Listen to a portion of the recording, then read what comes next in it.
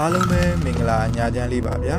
6ချားဖွယ်ပရလောကဇလန်းတွေကိုပြောပြမယ်အစီအစဉ်လေးရနေပြီးတော့ပြန်လည်၍ကြိုဆိုလိုက်ပါတယ်ဗျာကျွန်တော်ဒီနေ့ညတော့စာရေးဆရာတာတီရဲ့ Season 1 Episode 3ဖြစ်တဲ့ Season 1အခန်း3ဖြစ်တဲ့ထူးဆန်းသောဖုတ်ကောင်ဆိုတဲ့ပရလောကဇလန်းတွဲလေးကိုအစအဆုံးတင်ဆက်ပေးသွားမှာဖြစ်ပါတယ်ဒီဇလန်းလေးမစခင်မှာကျွန်တော်ရဲ့ channel လေးကို subscribe လေးမလုပ်ထားသေးဘူးဆိုရင် subscribe လေးလုပ်ပြီး like လေးပေးသွားဖို့တောင်းဆိုချင်ပါတယ်ဗျာအားလုံးကျေးဇူးတင်ပါတယ်ဗျာ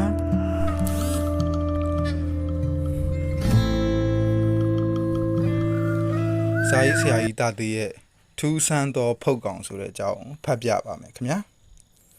ကျုပ်တို့ရွာမှာကရွာဦးကျောင်းရယ်ပုပ်ပါယုံကျောင်းရယ်ဆိုပြီးဖုံးတော်ကြီးကျောင်းနှစ်ကျောင်းရှိတယ်ဗျပုပ်ပါယုံကျောင်းကပိုပြီးရှေးကြတယ်ဗျကျောင်းဝင်းကလည်းအကျယ်ကြီးဗျရှေးလက်ရကျောင်းကြီးပေါ့ဗျာရှေးလက်ရရှိတဲ့ကျောင်းကြီးပေါ့ဗျာကျောင်းကတော်တော်ခံရတာပြို့ကျောင်းဝင်းကြီးထဲမှာလည်းတရက်ပင်အုံးပင်မယမ်းပင်တွေကအစုံပါပဲဗျာနေပြောက်မထိုးအောင်ရှိနေတော့တာဗျ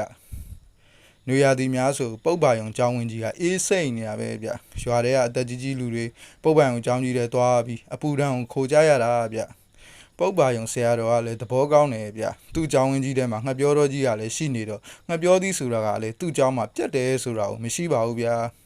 ဆရာတော်ဘွဲကဥကူနာတယ်ဗျသူ့ကျောင်းမှာကဥပစင်း9ပါးလောက်နဲ့ကိုရင်10ပါးလောက်ရှိတယ်စာဝါလဲချတယ်ပုပ်ပါယုံကျောင်းဝင်းကြီးရဲ့တောင်ဘက်ဆုံးမှာတရက်ပင်အုပ်ကြီးရှိတယ်ဗျအဲ့ဒီတရက်ပင်အုပ်ထဲမှာတစ်သားနဲ့ကတ်ဆောက်ထားတဲ့အုပ်ကျောင်းကလေးတစ်ကျောင်းရှိတယ်အဲ့ဒီမှာကဆရာတော်ဥကူနာရဲ့မေတော်ကြီးနေတယ်ဗျမေတော်ကြီးကလည်းတော်တော်အိုနေပါပြီဒီမေတော်ကြီးရဲ့နာမည်ကတော့ကျုပ်လည်းမသိဘူးဗျဖုန်းကြီးရဲ့သူမနှစ်ယောက်ကမေတော်ကြီးကိုအဖော်လုပ်ပြီးလာနေပေးတယ်ဖုန်းကြီးကလည်းသူ့မေတော်ကြီးကိုတော်တော်ကျူးဆိုင်တာဗျအစားအသောက်အနေထိုင်လည်းကျူးဆိုင်တယ်လို့ကျမ်းမာရေးမမာတာရှိရင်လည်းဗန်ပွေကုန်းမှာစေကန်းဖွင့်ထားတဲ့ကျမ်းမာရေးမှုကိုပင့်ပြီးတိတိကျကျကုပေးတာဗျဒါပေမဲ့လည်းဇေယျဆိုတာကိုတော့ဘယ်သူလွန်ဆန်နိုင်မှာလဲဗျအသက်ကလည်းကြီးလာပြီဆိုတော့တဖြည်းဖြည်းနဲ့အပြင်တော်မထွက်နိုင်တော့ပါဘူးသူ့ကျောင်းကလေးထဲမှာပဲလူတွေကိုတွဲပြီးတော့တွာလာနေရတာကြာပါပြီဖုန်းကြီးသူမမသိန်းကြီးတို့မလုံးကြီးတို့ကတော့ရွာထဲမှာဈေးဝယ်ပါဝယ်နဲ့အမြဲတွာလာနေကြဆိုတော့အားလုံးနဲ့ခင်နေကြတာပေါ့ဗျာလုံးကြီးရေမဲတော်ကြီးနေကောင်းရဲ့လားဟေ့ကောင်းပါတယ်အကြီးဘူးမရဲ့ဒါဆိုရင်ဝတ်တနီချက်ကလေးတစ်ခွက်ပေးလိုက်ပါရစေမဲတော်ကြီးကဝတ်သားဆိုအားကြီးကြိုက်တာအေးလုံးကြီးရဲ့အော်ပေးလိုက်ပါတော့ယူသွားလိုက်ပါမယ်အေးဖုန်းကြီးကိုတော့နောက်ရက်မှလာခဲ့မယ်အနောက်ပိုင်းကစုံသားရတော့မှပဲထမင်းစွန်းကြိုင်တကြိုင်လာပို့ပေးမယ်နော်အခုတော့နည်းနည်းရလို့မေတော်ကြီးတော့ပဲဟင်းတစ်ခွက်ပေးလိုက်တော့မယ်ပြီးတာတော့ဟုတ်တယ်ရီဘူးမရေမေတော်ကြီးကအခုတလောဘာဖြစ်နေလဲသိပါဘူးတော့ဟဲ့ဘာဖြစ်နေတာတော့ဟိုတနေ့ကဘယ်ရင်ကစွန်းကြိုင်ပို့လိုက်လည်းမသိပါဘူးတော့ဖုန်းကြီးကဝတ်သားဟင်းတကြိုင်ကျုပ်တို့စီပို့ပေးတယ်မနှဲဘူးဂျိုင်ကြီးနဲ့ကိုတလုံးအပြည့်ပါပဲအဲ့ဒါရီးဘူးမရေမေတော်ကြီးတယောက်တည်းစားပြစ်တာကုံမာရောလားဟေးဟုတ်ရဲ့လားလုံးကြီးရဲ့ဟုတ်ပါတော့ထမင်းတွေလည်းတအိုးကြီးချက်ထားတာကုံရောဟင်းအဲ့ဒါညနေရောက်တော့မေးသေးတယ်တော့ရေးဘာမေးတော့ဝတ်သားဟိရကြံသေးလားတဲ့ငါမဝသေးဘူးထပ်စားကျင်သေးတယ်တဲ့ဟာဟေးနင်တို့ဟာဟုတ်မဟုတ်သေးရဲ့လားလုံးကြီးရဲ့ဟုတ်ပါလေတော့ဒီလောက်စားပြီမဲ့ तू ဘာမှဖြစ်တာမှမဟုတ်တာနေထိုင်မကောင်းဘာမှဖြစ်ဘူးတော့ဒီအကြောင်းဆရာတော်နင်တို့ပြောပြသေးလားမပြောပါဘူးတော့လူဆိုတာအသက်သိပ်ကြီးလာရင်လူငယ်တငယ်ပြန်တက်တာပဲတော့မေတော်ကြီးလည်းအခုတငယ်ပြန်တာဖြစ်မှာပဲတဲ့ဆရာတော်ကပြောတယ်ငယ်ရလို့အများကြီးပြန်စားကျင်တာနေမှာပေါ့တဲ့တခါကြတော့လေအရေးဘူးမှအိယာထဲမှာတယောက်တည်းဘာတွေရနေလဲမသိဘူးနော်အတန်အောကြီးလှုပ်ပြီးရဲနေတာနေတို့ကမေးမစမ်းကြည့်ဘူးလားဘာတွေရနေလဲဆိုတာတခါတော့မေးကြည့်ပါလေတော့အဲ့ဒါဘာပြန်ပြောတယ်ထင်လဲဟဲ့ငါရဲကျင်တာရဲမှာပေါ့နင်တို့နဲ့ဘာဆိုင်လဲတေနာမတွေနင်တို့သွေးတွေကုန်အောင်စုပ်ပစ်လိုက်ရမလားတဲ့အေးအဲ့လိုပြောလာလုံးကြီးရဲ့အေးပါတော့အသက်ကြီးလာတော့ဒီလိုပဲကြောင်ကနန်းပြောချင်ရရှောက်ပြောတာနေမှာပေါ့ဒါပေမဲ့နည်းနည်းတော့သတိထားကြည့်ကြနော်ညဆိုလဲအိပ်ပျော်နေပျော်မနေကြနဲ့သတိလေးထားပြီးအိပ်ကြညဆိုလို့ပြောအောင်မယ်ရီးဘူးမရေနေခင်းဆိုရင်တော့မေတော်ကြီးကအိပ်ရတဲ့ဟာကိုမထားနိုင်တာနော်ညရောက်ပြီးဆိုရင်အတန်လည်းမာလာတယ်တော့ပြီးတော့တခါတလေကျမတို့အိပ်ပျော်နေတော့ဘယ်တွေထသွားလဲမသိဘူးမနေ့ကျတော့ခြေထောက်မှာသဲတွေပေးနေလို့တော်ရေးဟဲ့နင်တို့ဒီအကြောင်းဆရာတော်မလျှောက်ကြဘူးလားလုံးကြီးရဲ့ခုတော့မလျှောက်ဖြစ်သေးပါဘူးတော့ဖုန်းကြီးကလည်းအကြောင်းကြီးအနောက်ဆောင်ပြင်ဆင်နေတာဆိုတော့အခုရဲ့အလုပ်များနေတယ်လေကြီးရဲ့အေးဟုတ်တယ်နောက်ရကြတော့ဆရာတော်မေတော်ကြီးအကြောင်းနည်းနည်းလျှောက်ထားလိုက်အောင် ဟုတ်ကဲ့ကဲကျုပ်လဲစကားကောင်းနေလိုက်တာတွားအောင်မှတော့မလုံးကြီးထက်သွားတာနဲ့အยีဘူးမကတပတ်ကလေးတစ်ထည်ကောင်းဆောင်ပြီးဒီသတင်းကိုအရှိပိုင်းကအဖွားတော်ထဲကိုတွားပြောပြတာပဲပြို့အยีထဲကျုပ်တော့ပုတ်ပါယုံဆရာတော်ရဲ့မေတော်ကြီးကိုမတင်ငါခြင်းတော့မယိုးတော့ဘူးထင်တာပဲဘယ်လိုဖြစ်တာတော့ဘူးမရဲ့ဟာနေဘက်ဆိုအိယာတဲ့သုံးလုံးလူမမာကြီးတဲ့ထတာတော့မှလူတွဲပြီးမှထနိုင်တာညဆိုအကောင်းကြီးတဲ့သူ့ဟာသူထသွားနေတာတဲ့သူစောင်းတဲ့သူ့မြေးမတွေသူ့ကိုစောင်းတဲ့သူ့မြေးမတွေအိပ်ပျော်နေအပြင်တွေရှောက်သွားနေတာတဲ့တော်ကြီးခြေတော့မှလည်းသဲတွေပေးနေလို့တဲ့အမနဲ့လင်းမှဟိုဟာမှနှစ်ယောက်တိတာတဲ့အကြီးရေဟေးဝတ်သားများစားလိုက်ရင်လည်းတကြိုင်ကိုအตาကလေးတဲ့ဝါတော်မအောင်ဆိုပဲဟေးဒါဆိုရင်တော့ဟုတ်တော့တယ်ဘူးမရဲ့ဒါဖုတ်ဝင်တာပဲဖုတ်ဆိုတာမျိုးရှိတယ်ဆိုပဲဟဲ့သွေးဆုပ်ဖုတ်တို့ရွှေတီးဆောင်ဖုတ်တို့ဆိုလားငါလဲစုံအောင်တော့မသိပါဘူးဟဲ့ပြီးတော့အခုဟာညဘက်အပြင်လျှောက်သွားတယ်ဆိုတာတိတ်မကောင်းဘူးထင်တယ်နော်ဘူးမရဲ့ရှင်ဘာဖြစ်လို့လဲအကြီးရဲ့ဟဲ့ဘူးမငါကြားဘူးတယ်တချို့ဖုတ်ကရွာထဲဝင်ပြီးကြက်တွေကြောင်တွေအစိမ့်ဖမ်းစားတယ်ဆိုပဲအောက်မလေးကြောက်စရာပါလားအကြီးရဲ့ဒီကိစ္စဘယ်လိုလုပ်ရမလဲဆရာတော်ကိုရှောက်ကြရင်မကောင်းဘူးလားတို့ကရှောက်လို့တော့ဘယ်ကောင်းမလဲဘူးမရဲ့ဆရာတော်သူမတွေဖြစ်တဲ့လုံးကြီးတို့တင်းကြီးတို့ကိုပဲရှောက်ခိုင်းရမှာပေါ့ဒါလည်းဟုတ်တာပဲညီအသားနေပါကျုပ်လုံးကြီးတို့ကိုအသာတိုးတိုးကပ်ပြောပြီးတော့ပြောထိုက်တာတွေကိုပြောလိုက်ပါမယ်မပြောခင်သေးကြအောင်ကျုပ်စုံစမ်းလိုက်ပါအောင်မယ်ကောင်းတယ်အကြီးကောင်းတယ်အမြန်သာလုပ်ပြီးတော့အေးပါညီပြောကြတဲ့ကကျုပ်ကစဉ်းစားနေတာဒီတရက်နေ့ဆိုတိမှာပါအဖွားကြီးတွေပါစံများတိတ်ကြောက်စရာကောင်းတယ်ဗျဒီတဲ့ကရွာထဲမှာကြိတ်ပြီးပြန့်နေပြီးဖုံးကြီးမယ်တော့ဖုတ်ဝင်နေတယ်ပေါ့ဗျာပြန့်မယ်ဆိုရင်လည်းပြန့်ကျင်စရာပဲဗျအဖွားကြီးတွေတိုးလုံနေတဲ့ရက်မှာပဲတမနက်ကျုပ်စီကိုအရှိပိုင်းကတိုးလှဆိုတဲ့ကောင်အစောကြီးပေါက်ချလာတယ်လာပုံကလည်းပြနဲ့ပဲပြို့ဟာကောင်ကြီးတိုးလှပါကွာစားပြီးပြီလားငါဒီမှာအမဲသားဟင်းကြံနဲ့ထမင်းကြံဆွဲနေတာတခါလေးဝင်စားလိုက်ပါလားဟာကိုကြီးတာတီပဲစားပါဗျာကျုပ်ကအစောကြီးတွေကစားပြီးပြီဗျဟာမင်းကလေအခုမိုးလင်းရုံပဲရှိသေးတယ်မင်းကစောထပြီးစားတာတော့ဘလို့စားတာတော့ကျုပ်ကညာကလေးကအခုဒီအိတ်ကိုမအိတ်သေးတာဆိုတော့ဖုံးကြီးချောင်းတုံးခောက်တဲ့အချိန်မှာဘိုက်စာလို့စားရတာဗျကျုပ်တို့လည်းအမဲသားပဲလေကဲဒါဆိုရင်မင်းလာတဲ့ကိစ္စပြောကွာငါစားရင်နားထောင်ရတာပေါ့ဒါထက်အဘတို့အကြီးတော်ဗျမနဲ့စောကြီးထားပြီးလှဲကောက်ကြတယ်လေပြီးတော့မီးလောင်ဝန်းဘက်သွားပါရောလားရောဘာကိစ္စတုံးဗျမီးလောင်ကုန်းမှာအဘရဲ့ညီကိုဝင်းခွဲတရားတော်တော်နေမကောင်းဖြစ်လို့ဆိုပြီးလူလွတ်ခေါ်လို့ကွာကဲကျုပ်လာတဲ့ကိစ္စပြောရမှာပဲဗျာဒီလိုဗျာကိုကြီးတာတည်းရဲ့ညတကောင်ကြော်တဲ့အထိကျုပ်မအိတ်သေးဘူးအိမ်ကကိုင်းခုတ်တာနှစ်ချောင်းကိုအယိုးပြန်လဲနေတာပြို့တော်နဲ့အစင်မပြေတော့တကောင်ကိုကြော်ရောအလုတ်ပြီးသွားလို့အိမ်မလို့စိတ်ကူးပြီးဆေးဘောလေးကိုထိုင်တောက်နေတော့ရှိသေးရဲ့ဗျာအိမ်ကခွေးနှကောင်တီးနဲ့អော်နေရောဗျဒီခွေးတွေអော်တဲ့အတန်ခွေးတွေអော်တဲ့အတန်ထူးဆန်းတယ်ကိုကြီးတာတည်းရဲ့တခုခုကိုကြောက်နေပြီးတော့អော်နေတဲ့ပုံဗျဒါနဲ့ကျုပ်လဲအตาကလေးထင်ရန်ပေါက်ကနေအပြင်ကိုချောင်းကြည့်လိုက်တာရောဗျာအောင်မလေးဗျာမိန်းမကြီးတယောက်ဗျထမင်းကြီးကိုတူဝစ်လို့တိုးဆိုထမင်းကပေါင်လေလောက်ထိကိုဝစ်ထားတာဗျသပင်ကလည်းဖားကြီးချလို့ဗျကျုပ်တို့အိမ်ဘေးကိုရက်ပြီးဟိုကြည့်ဒီကြည့်ကြည့်နေတာဗျဟာမင်းမခွေးကောင်းနေရှိတာပဲမဟောင်ကြဘူးလားကွာတိုးလိုက်ကိုကြီးတာသေးရလေဗျာကျုပ်ပြောပါရောလားဟောင်ဖို့နေတခွေးတွေကကြောက်လွန်းလို့အိမ်နာပုံးပြီးတော့တအီနဲ့အိမ်အောက်မှာပုံးပြီးတော့တအီနဲ့ကြိတ်ော်နေတာဗျဟာတမျိုးပါလားကွာ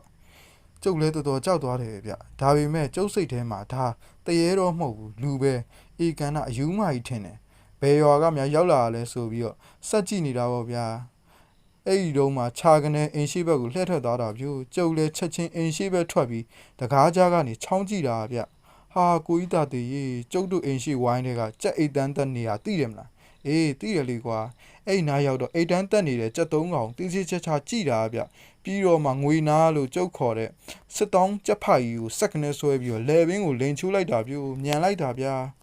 ဟာဟုတ်လားကွာကြက်ဆိုတာအတန်တော့မထွက်နိုင်ဘူးဗျပြီးတော့ကြက်ဖာကြီးလဲချောင်းကုန်းကိုက်လိုက်တာဗျာကျုပ်ထင်တော့တွေးဆုပ်တာထင်နေဗျထမင်းကြီးပေါင်လဲလောက်ဝေးပြီးသပင်ဖားလာကြီးနဲ့ဗျာကြက်ဖာကြီးကတော့သူ့လက်ထဲမှာစက်ငင်ဖြစ်ပြီးတော့ငိန်သွားတာပေါ့ဗျာတော်ကြောင်တွေးဆုပ်ပြီးတော့မှကျုပ်တို့ဝိုင်းတွေကထွက်သွားတာဗ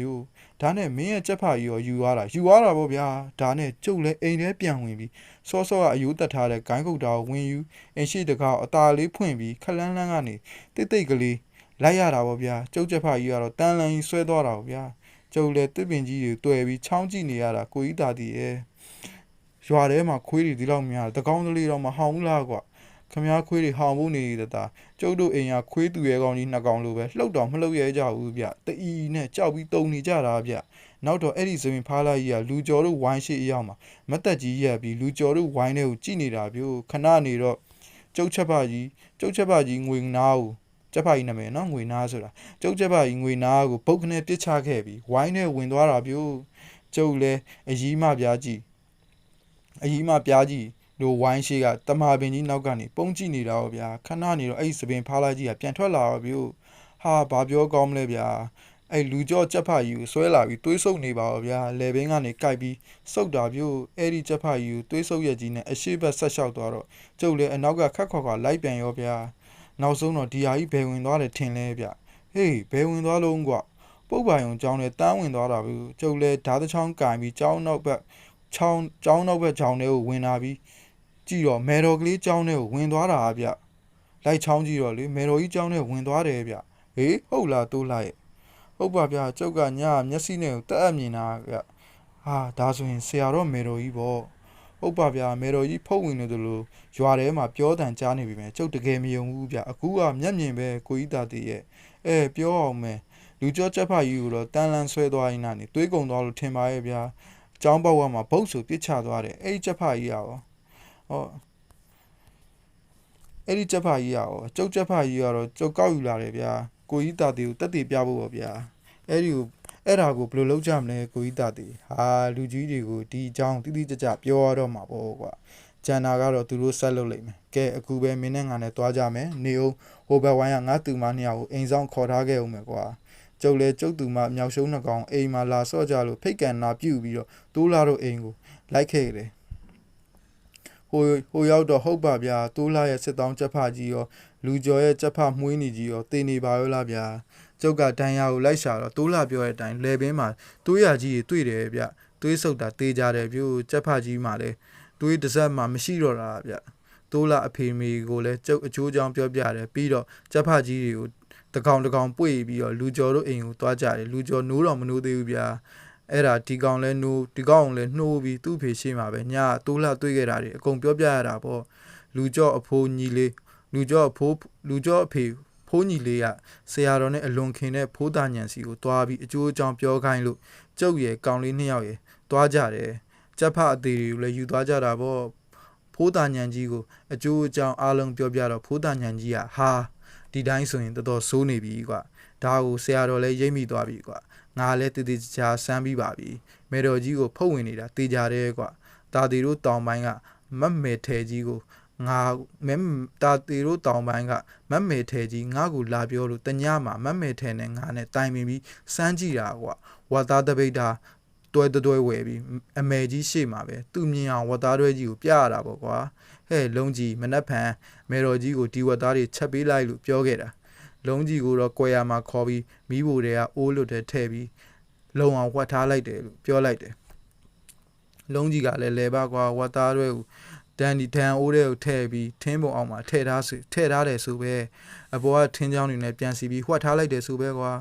မနဲ့မိုးလင်းတော့သူ့ဝတ်ထားတဲ့ဝတ်သားကခြေရလက်ရမပြတ်ဘူးဆိုပဲအထဲဖွင့်ကြည့်လိုက်တော့မှဝတ်သားတစ်ဖက်မှမရှိတော့ပဲဝတ်သားတွဲချီရဲ့တင်းဦးကျိုးတွေပဲတွေးတော့တယ်ဟဲ့ဟာဒါဆိုဖိုးတို့လည်းသိနေပြီပေါ့အေးလေစမ်းအောင်စမ်းကြည့်ပြီးပါပြီဆိုမှကွာအဲ့ဒီเจ้าတွေကိုဆရာတော်ရှောက်ပြီးလို့ဆရာတော်ကငါ့ကိုဆရာရှာပါလို့ပြောတယ်ကွာငါလည်းဆရာကြိတ်ရှာနေတာတပတ်လောက်ရှိပြီဟေးတည်င်းတော့ရနေပါပြီအခုအဖြစ်ပြက်ကြီးဖြစ်လာတော့ဆရာတော်ကိုထက်လျှောက်အောင်မယ်ပေါ့ကွာကဲမင်းတို့ချက်ဖာကြီးတွေပြန်ယူတော့ချက်တော့မစားနဲ့နော်မြေချင်းနဲ့တူပြီးမြုပ်တာပြစ်လိုက်ဒါမျိုးကယောဂဘေးဖြစ်တတ်တယ်ကွဟုတ်ကဲ့ဖိုးကျုပ်တို့ဓာတွေကိုမြင်မြုပ်လိုက်ပါမယ်ဗျအေးကြည့်ရတာတော့မေတော်ကြီးကိုဝင်တဲ့ဖုတ်ကတွေးဆုပ်တဲ့ဖုတ်မျိုးထင်တယ်ကွာရွာထဲဝင်မွေတာတော့မှခွေးမဟောင်ရဲဘူးဆိုတော့နဲတဲ့အဆင်မဟုတ်ဘူးထင်တယ်သူ့ကိုနိုင်လောက်တဲ့ဆရာနဲ့မှဖြစ်မှာကွာမတော့တစ်ခေါက်ဆရာမျိုးနဲ့ဆိုသူ့ကိုသွားဆွတယ်လို့ဖြစ်ပြီးတွေ့ရလုံးဒုက္ခပေးမှလဲစိုးရင်ရတဲ့တာတည်းရဲ့ဟုတ်တယ်ဖိုးပြောတာမှန်တယ်တော်ထက်တဲ့ဆရာနဲ့မှအဆင်ပြေမှာဗျပုပ်ပါယုံဆရာတော်ကြီးကလည်းဒီအကြောင်းတွေအားလုံးသိသွားပြီဆိုတော့ညဆိုရင်တော့မေတော်ကြီးကျောင်းရှိမှာဥပဇင်းနှစ်ပါးစီအလှည့်ကျစောင့်ကြတယ်ဒီတော့ရွာထဲတော့မလာတော့ဘူးဗျ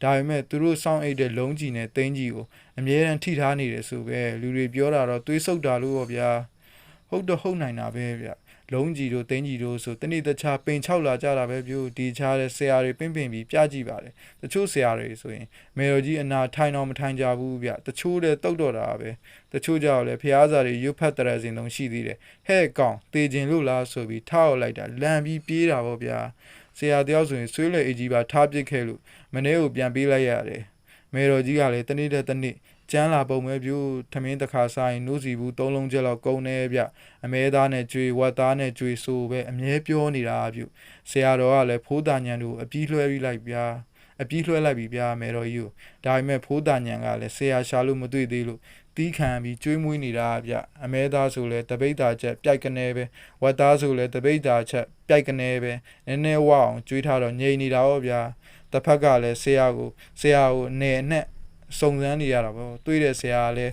မေတော်ကြီးကိုယ်တည်းဝင်နေတဲ့ဖုတ်ကောင်နိုင်တဲ့လူတရားမှမရှိဖြစ်နေတာပေါ့ဗျာကျုပ်တို့ရွာထဲတွေမကောက်တင်းကအနားရွာတွေအထိပါပြန့်နေပြီလေပုတ်ပါယုံဆရာတော်ရဲ့မေတော်ကြီးဖုတ်ဝင်နေလို့တဲ့ရွာတွေကကြက်တွေတော့ညဘက်ထွက်ဖမ်းပြီးသွေးဆုပ်တာတဲ့ဆိုတာတွေကိုဘလို့မှသားမရတော့ဘူးပေါ့ဗျာတင်းတွေ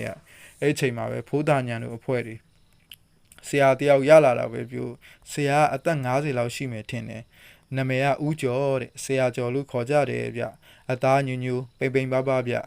မျက်လုံးတွေကတော့အယောင်တောက်နေတာပဲပုံစံကတော့ခက်အေးပါအရင်ရောက်လာတဲ့ဆရာတွေလောက်တော့ဟိတ်ရန်မရှိဘူးဗျဒီဆရာနိုင်ပါမလားကိုကြီးသားတည်းရဲ့တိုးလာကဆရာကျော်မတိမတာအကဲခတ်ရင်ကျုပ်ကိုကပ်ပြောတယ်စောင့်ကြည့်ရမှာပေါ့ကွာသူမနိုင်ရင်ဆရာတွေလိုပဲပြေးမှာပေါ့တိုးလာရဲ့ပူမနေနဲ့အဲ့ဒါတော့ဟုတ်ပါတယ်ကျုပ်ကစိတ်ပူတာနိုင်နေဆိုလှုပ်ပြီးတော့မှမနိုင်မနှင်းထားဖြင့်ရွာဒုက္ခဖြစ်မှာစိုးရင်လို့ပြောတာပါအဲ့ဒီလိုတော့မဖြစ်တော့ပါဘူးဆရာကျော်ကမေတော်ကြီးကိုကြည့်ကျင်တယ်ပြောလို့ဖိုးတာညံရဲ့ကျုပ်ရဲ့တိုးလာရဲ့အခြားလူ3-4ယောက်ရဲ့ဆရာကျော်ကိုပုတ်ပိုင်အောင်ကြောင်းနဲ့ပင့်သွားကြတယ်ဆရာတော်တို့မခေါ်တော့ပါဘူးဆရာတော်ကဖိုးတာညံကိုအားလုံးလွှဲပြီးသားလေဒီကိစ္စမှာသူဝင်မပါခြင်းဘူးလို့ပြောထားတယ်ဗျ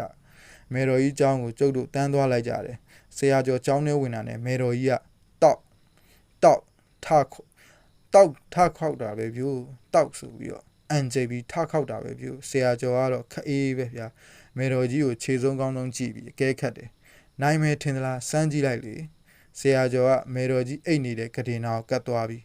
းမင်းဘယ်ကလဲလို့အတန်ခက်ပြက်နဲ့မေးလိုက်တယ်ဗျာမေတော်ကြီးကလှုပ်တောင်မလှုပ်ဘူးမင်းဘဒူလဲဆရာကျော်ကထမေးပြန်တယ်မေတော်ကြီးကအရေးတော်မဆိုင်ဘူးပြိုဝါကနေဆိုတစ်ချက်တန်းနေဗျဆရာကျော်ကဟသွားတယ်မေတော်ကြီးရဲ့ပါဇက်သေးသေးချာငုံကြည့်တယ်ဗျသူဘာတွေတွေးလိုက်လဲဆိုတာကျုပ်တို့လည်းမသိဘူးဆရာကျော်ကနောက်ကိုခြာကနေလှည့်ထွက်သွားတာပေါ့ဗျာကျောင်းပြင်ရောက်တော့မှဆရာကျော်ကပြောတယ်ဒီကောင်ကသွေးဆုံဖုံးဗျလွယ်နေတော့ထုတ်လို့မရ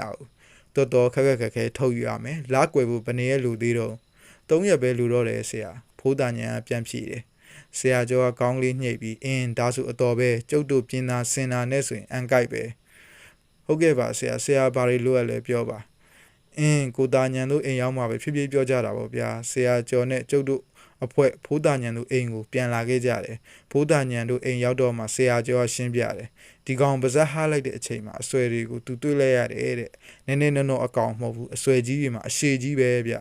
ျကျုပ်တို့ကတော့ဘာမှမမြင်ဘူးပေါ့ဗျာသူကတော့ပညာမျက်စိနဲ့ဆိုတာမြင်နိုင်တာပေါ့ဗျာပထမဆုံးပြောချင်တာဒီကောင်ကိုမေတ္တာရက်ခံတာလို့ချော့မော့ထုတ်တာလို့လောက်နဲ့မရနိုင်ဘူးဆိုတာပဲဒုတိယပြောချင်တာကဒီကောင်ဘယ်သူဆိုတာတိတိကျကျသိရမယ်ဒါမှသူဘယ်ဆင်းလောက်ရှိတဲ့ဆေးနဲ့တိုက်ထုတ်ရမယ်ဆိုတာသိမှာဗျနောက်တစ်ခုတိုက်ရမယ်ဆေးကိုသိတာတော့မှကျုပ်တိုက်လို့တောက်မှာမဟုတ်ဘူးဗျသူတို့မောမကြည့်ရတော့ကြောက်တဲ့လူခေါ်တိုက်ခိုင်းမှရတာဗျ